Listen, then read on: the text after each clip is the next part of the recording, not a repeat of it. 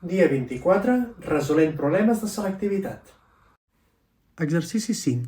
Considereu els plans Pi1, 2x més ai més z és igual a 5, Pi2, x més ai més z és igual a 1, i Pi3, 2x més a més 1i més a més 1z igual a 0, en què a és un paràmetre real.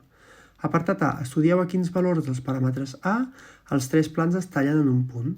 Apartat B. Comproveu que per al cas A igual a 1, la interpretació geomètrica del sistema format per les equacions dels tres plans és la que es mostra en la imatge següent. El primer apartat ens demana que calculem la A perquè els tres plans es tallin en un punt. Perquè els tres plans es tallin en un punt hem de fer el determinant dels coeficients de davant de la x, la y i la z, això és la x, la y i la z, i col·loquem els tres plans així i calculem el determinant. Si el determinant dona 0 vol dir que els plans, algun és paral·lel als altres. En canvi, si el determinant és 0 vol dir que els tres van cap a una direcció diferent i per tant es tallaran en un punt. Calculem doncs el determinant. 2 per a més 1.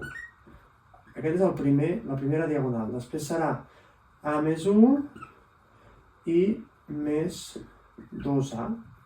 Sí? Aquest i aquest.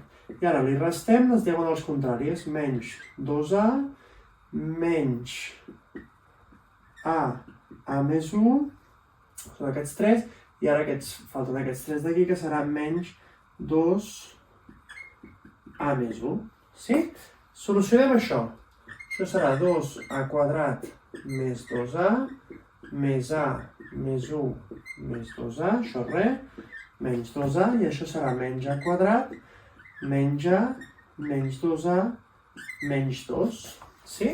Comencem a eliminar coses. Això se'n va amb això, i això se'n va amb aquest d'aquí també. I la a se'n va amb la a. Per tant, ens queden només 4 termes, que si els ajuntem seran a quadrat, aquest i aquest, i això serà menys 1. Sí, aquest és el determinant. Per tant, si això ho igualem a 0, la a és més o menys 1.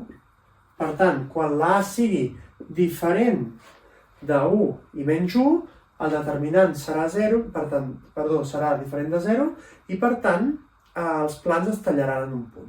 El segon apartat ens demana la posició relativa quan la a és igual a 1 d'aquests tres plans. Aquests tres plans són així quan la a és igual a 1. S'ha de substituir la a en les diferents a.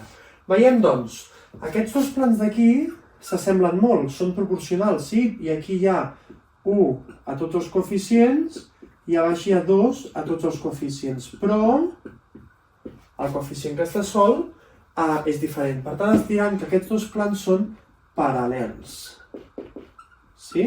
Veiem, doncs, que el tercer pla no és paral·lel perquè no té els mateixos coeficients que els altres ni són proporcionals. Per tant, podrem dir que aquests dos plans d'aquí, aquests són els dos plans paral·lels que he comprovat aquí, són aquests dos d'aquí, i hi haurà un tercer pla que els tallarà els dos, sí? De manera que quedarà com la imatge que ens demana que demostrem. Demà, derivades.